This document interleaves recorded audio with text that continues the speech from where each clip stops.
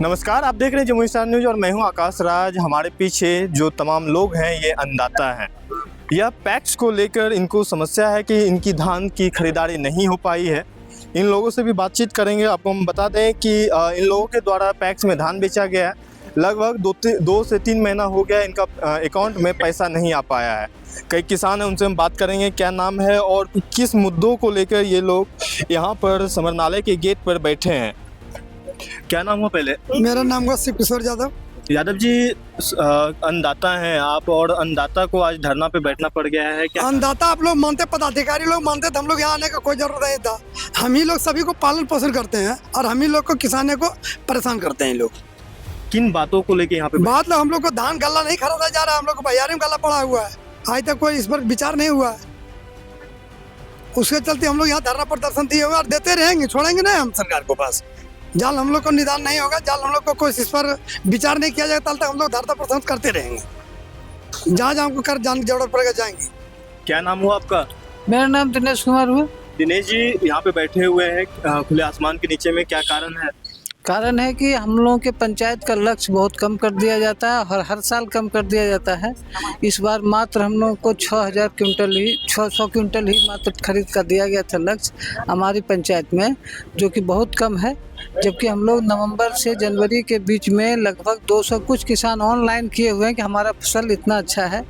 उसके बावजूद भी जो है सो मात्र आपके द्वारा पता चला है कि हमको 42 आदमी का कुछ धान खरीदा गया है, जो कि किसी का 5 क्विंटल 10 क्विंटल धान है।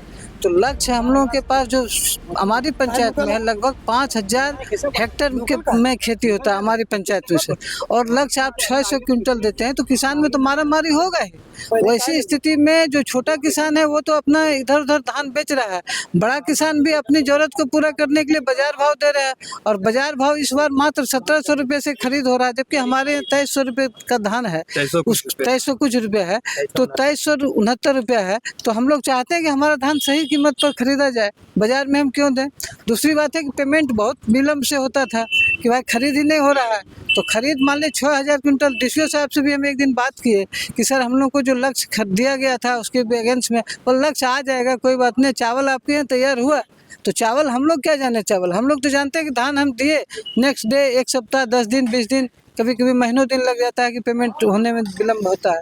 आज तक अभी जब बेचे हैं तो उसका पेमेंट किया गया है कि नहीं? अभी हम लोग का धान कुछ गोदाम में है, कुछ मतलब कि बेचे हैं, कुछ घर पर ही है पड़ा हुआ है। तो जो बेचे तो उसका पेमेंट हुआ? नहीं, अभी नहीं हुआ। कब बेचे थे?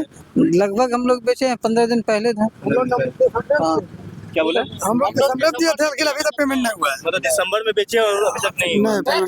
मजबूरी में गोदाम में क्या कहा जाता है उन लोगों के द्वारा, क्या बताया? बोल अभी तक पेमेंट नहीं आया तो हम लोग कहाँ देंगे, जाएगा तभी देंगे। हम दिसंबर में कितना क्विंटल बेचे थे? हम बेचे थे 28 क्विंटल के लमसम। 28 क्विंटल, जिसका पेमेंट अभी तक नहीं हुआ है। तो ये लोग हमारे साथ किसान थे जो अन्नदाता हैं, जो अन्न उगाने का काम करते थे, लेकिन इन लोगों की मांग है कि जो टारगेट दिया गया है उसको बढ़ाया जाए और वहाँ पर अच्छे पैमाने पे धान की उपज होती है और धान की खरीदारी चालू की जाए। आप देख रहे थे जमुई स्टार न्यूज और मैं हूँ आकाश राज।